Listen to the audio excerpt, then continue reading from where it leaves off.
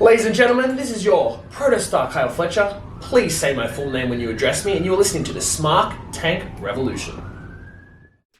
2025 was a pivotal year for All Elite Wrestling, not because the company needed to prove it could exist, but because it needed to prove what it wanted to be.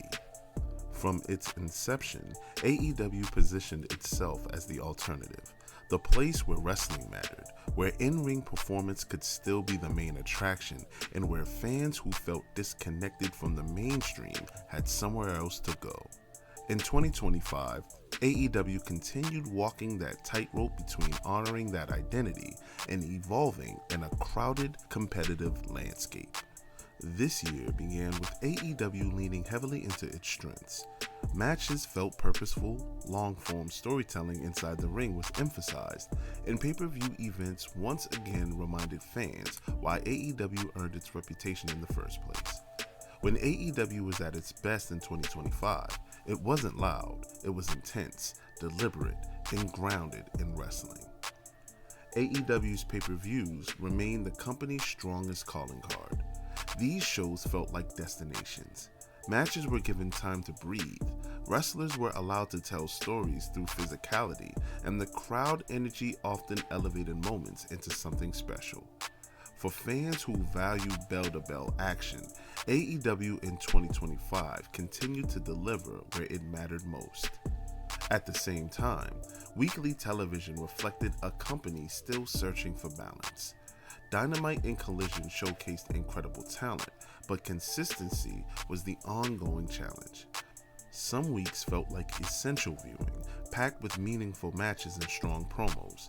Other weeks felt more fragmented, flashes of brilliance surrounded by moments that struggled to connect with the broader audience.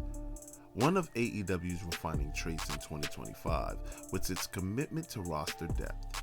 The company continued to showcase a wide range of talent, blending established stars with younger names and international standouts. This created variety, but it also raised questions about focus. With so much talent available, not everyone could be highlighted equally, and fans often debated who should be at the forefront. Championships in AEW during 2025 carried a different kind of weight. Titles were treated as symbols of credibility rather than props, and long, competitive matches reinforced that philosophy. When championships changed hands, it often felt earned, the result of endurance, strategy, and resilience rather than quick twists. AEW's identity as a wrestling-first promotion remained intact, but 2025 also showed growth in character work and presentation. Promos became sharper, rivalries more personal, and storytelling were layered. AEW wasn't abandoning wrestling, it was learning how to frame it for a wider audience without losing its soul. By the end of 2025, AEW stood at an important crossroads. It had proven it could survive. It had proven it could thrive creatively. The next challenge was refinement, deciding what truly defines AEW and leaning into it without hesitation. Looking back at AEW's 2025 wasn't about winning a ratings war or outshining anyone else. It was about staying true while evolving. It was about grit, patience, and trusting that there is still an audience that wants wrestling to feel like a fight, not just a show. AEW in 2025 didn't chase validation, it chased identity.